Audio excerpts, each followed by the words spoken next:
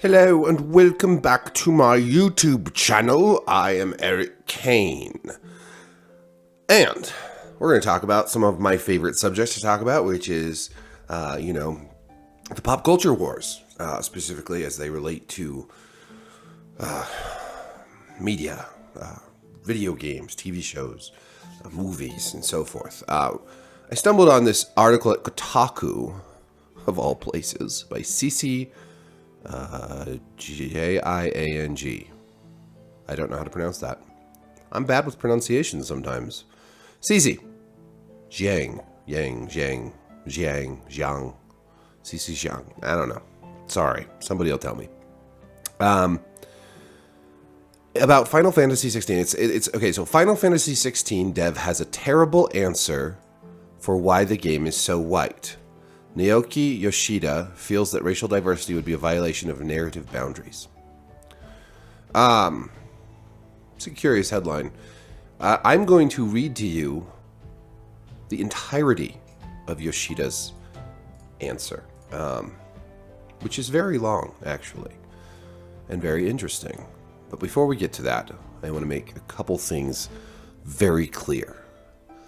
I have come to this place, personally, where I feel and I believe that creators of works of art, of fiction, of movies and video games, that they have to be able to follow their vision. And we can disagree with it, and we can criticize it. I am a critic, so I have to be able to criticize it, but we should still allow them to have that vision. Even if we think maybe there's some ideological motivations. And then we should see what works and what doesn't work. So, the diversity in the Rings of Power. For me, I think if I were to make a Lord of the Rings adaptation, I would probably not make it as diverse. Not because I have anything against diversity or people of different skin colors, but because I do think that, generally speaking, that is a European fantasy. And that the diversity is more about like elves and dwarves and stuff. I don't think there's anything wrong with that diversity in Rings of Power either. I mean, honestly, some of the best characters like Disa were also, black. It's fine. It doesn't bother me that much. I think that I think that they'd have better luck just making a Dragon Age show or something. Or making some like fantasy where diversity is just baked into it already, rather than trying to change something like Lord of the Rings. But honestly, my position is pretty much like, if this is your creative vision, knock yourself out, right? Same goes for something like Final Fantasy 16, which, as you will find out, is very white. And this is the creative vision. It's not because the creators of Final Fantasy XVI hate black people. Or are even themselves white people. They are Japanese. Asian people. It's because they have a vision for what this story is, where it's taking place, and how they want to tell it. Again, not every show, or game, or story, or movie needs to have a checklist of diversity to make it good enough. Unless you're just pushing an agenda and don't care about good storytelling. The flip side to that is if some of these shows and adaptations do make the cast more diverse than you pictured it in your head, that's their choice also, and it's not the end of the world. Again, I think just like what I want most is good stories, good storytelling, good filmmaking, good scripts. But I also want good actors, and frankly, if that's the best actor for the job, cool. I'm cool with it. Do your thing. Do your thing. Follow your creative vision. Try not to let the politics of the moment guide you too much, because you still need to have your own bold vision. But anyways, okay. So CC here at Kotaku says that Yoshida has a terrible answer for why the game is so white. Yoshida explained that the fantasy world of Valisthea was based on medieval Europe, and they wanted to limit the world culturally and geographically. Quote, Valisthea was never going to realistically be as diverse as, say, a modern-day Earth or even Final Fantasy XIV, he said. as if he was being asked to incorporate every race on the entire planet. That's some interesting editorializing. Did he say that as if he was being asked to incorporate every race on the entire planet? Ultimately, we felt that while... This is a quote again from Yoshida. Ultimately, we felt that while incorporating ethnic diversity into Valisthea was important, an over-incorporation into the single corner of a much larger world could end up causing a violation of those narrative boundaries we originally set for ourselves. Which begs the question, CC writes, why did they enforce a whites-only boundary in the first place? This also, CC says, unfortunately his response made me go, yikes, in real life. Really, in real life, when I read the whole thing, you're gonna wonder if this is just a bald-faced lie. Because no way does anybody read what Yoshida actually says and think to themselves, yikes! Or say out loud, yikes! That's fucking stupid. Here's another bit. After acknowledging that the real world is more diverse than Valisthea, he continued, the story we are telling is fantasy, yes, but it is also rooted in reality. End quote. Which is it, Yoshida? You can't say that your fictional world isn't bound to reality and then use reality to explain why black people can't exist in Valisthea. Pick a struggle and stick with it, please. Pick a struggle. Doesn't that sound like social justice warrioring? No! That's the stupidest shit ever. You literally can create a fantasy and root it in some kind of reality. That is why, historically, a place like look at George R. R. Martin's Westeros. Westeros. God, I can't talk today. It is based on medieval Europe, specifically Great Britain, and it is mostly very white. And you get into Dorne, you get more Spanish coloring, little darker skinned. And of course, there are other areas outside of Westeros that are darker skinned, like the Free Cities, or you get to the Summer Isles, etc., etc. In House of the Dragon, of course, they made a little bit of a nod to diversity by having House Velaryon black. But, that's easily explained because they're from old Valyria, and Valyria was an empire that spanned really the globe in a lot of ways. So there was many different colors of skin colors in that society. But no, you ground a fantasy in reality all the time. You have to have internal logic within a fantasy for it to work. I'll talk about one of my favorite authors, Joe Abercrombie, who has, a lot of racial tensions in his books, right? You have the Northmen, who are like barbarian dudes, very white, very northern. And then you have, the Gurkish Empire, which is, it rhymes with Turkish for a reason. And, one of the characters from that region is often referring to the people in the sort of main sort of European area that sits between these further reaches. She always refers to them as pinks. It's a derogatory way to refer to white people that I think is pretty funny. And in those stories, we have racial tensions around immigration, around religion, and just around, these people that look different than us live here. And, there's some tension because of that. Because otherisms, that's something rooted in reality that you can apply to a fantasy world that makes it more rich and interesting. So no, you can literally, you should. Some fantasies are wild. They don't have any rooting in reality whatsoever. And anything goes, and that's fine. But most fantasy doesn't just sort of like, you don't show up, the dragons don't arrive on an alien spaceship and carry machine guns. There's some sort of like logic and consistency. And sometimes that has to do with geography and race and so on and so forth. CC also discusses how, there were black people in Great Britain and in Europe. And this is true. I've made this point myself. But there weren't very many. They were a real minority. And you'd see, obviously in places like Spain, where the Muslims, the Moors, had ruled for hundreds of years, that would be different. But depending on what part of Europe you're basing your fantasy world off of, there might only be like a couple trades, like merchants or something. coming through. You don't have a lot of... Throughout most of European history, while there were occasionally black people that that would arrive or that people would see on their voyages, really this was overwhelmingly homogeneously white. And of course, Yoshida and the Japanese, while not being white, come from a place that is overwhelmingly homogeneous, racially speaking. Except for some indigenous people on Japan, the island of Japan, that look different and have beards and stuff. But anyways, so this is a lot of spin to make Yoshida sound bad. Though when I read his quotes, I thought he sounded rather thoughtful. Much more thoughtful than just, oh my God, we need more racial diversity just because. That's not particularly thoughtful. Like,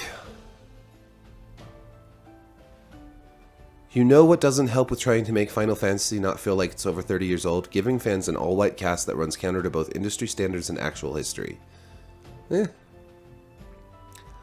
If you were to go back in time to medieval Europe, your chances of running into someone who wasn't white would be pretty slim. So just including any character that's not white in a game based off of medieval Europe would be like winning the lottery, basically. So let's go look at what he actually said to IGN when they asked, based on the trailer, will there be any black characters? Will there be any diversity? The trailer is mostly, everything we've seen is mostly white. And bear with me, this is a long quote, but I think that it is worth reading. This is a difficult question, but not one that was unexpected, seeing as diversity in entertainment media has become a much discussed topic of late. The answer I have, however, may end up being disappointing to some, depending on individual expectations. Our design concept from the earliest stages of development has always heavily featured medieval Europe, incorporating historical, cultural, political, and anthropological standards that were prevalent at the time. When deciding on a setting that was best suited to the story we wanted to tell, the story of a land beset by the Blight, we felt that rather than create something on a global scale, it was necessary to limit the scope to a single landmass, one geographically and culturally isolated from the rest of the world in an age without airplanes, television, or telephones. Due to the underlying geographical, technological, and geopolitical constraints of this setting, Valisthea was never going to realistically be as diverse as, say, a modern-day Earth or even Final Fantasy XIV, that has an entire planet and moon worth of nations, races, and cultures at its disposal. The isolated nature of this realm, however, does end up playing a large part in the story, and was one of the reasons Valisthea's fate is tied to the rest of the world. Ultimately, we felt that while incorporating ethnic diversity into Valisthea was important, an over-incorporation into this single corner of a much larger world could end up causing a violation of those narrative boundaries we originally set for ourselves. The story we are telling is fantasy, yes, but it is also rooted in reality. Conversely, the Final Fantasy series of games have always inherently dealt with conflict and struggle, especially between the empowered and those used and or exploited by those privileged few, a prominent trend in human history. In a game that by design allows players to experience that conflict and struggle firsthand through dynamic, realistic battles, it can be challenging to assign distinctive ethnicities to either antagonist or protagonist without triggering audience preconceptions, inviting unwarranted speculation, and ultimately stoking flames of controversy. As in, they're damned if they do and they're damned if they don't, am I right? The best part of pulling inspiration directly from history, however, is that it allows us to revisit and re-examine our own past, while also allowing us to create something new. In the end, we simply want the focus to be less on the outward appearance of our characters and more on who they are as people. People who are complex and diverse in their natures, backgrounds, beliefs, personalities, and motivations. People whose stories we can resonate with. There is diversity in Valisthea, diversity that, while not all-encompassing, is synergistic with the setting we've created and is true to the inspirations from which we are drawing. Yikes! That's a very thoughtful response. A very detailed and thoughtful response. And a pretty good one, with pretty good and solid reasoning, if you ask me. I barely need to comment on it. It's so clear and well articulated. I think it's interesting, and I'm just gonna. My brother and sister are both Korean, and one thing that I have noticed growing up with Korean siblings is that there's a lot of racism towards Asian people. And one thing I've noticed also is that there seems to be this like acceptance of racism towards Asian people when discussing like for instance, there's basically no Asian people in Rings of Power. Their idea of diversity is just to have a black hobbit, a black dwarf, a black elf, and call it a day. And so here we have this whole bit about how this game is too white, but just ignoring the fact that these are Japanese people making it. If this was a team of black game developers making this, and they were making a white game, I would love to see what game journalists and the overly woke crowd would say. What would they say?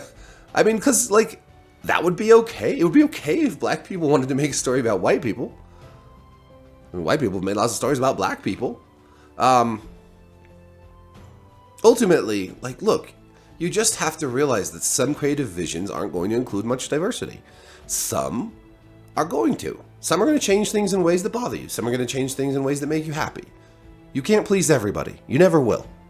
And I think it would be great to see other games that do the same thing, but in based off of the Ottoman Empire or Carthage or these different or the Mongolians. Look at Ghost of Tsushima. The game was like all Japanese and Mongols, right? Like that wasn't a game with like black people or anything. That was okay, right? Like why did it need?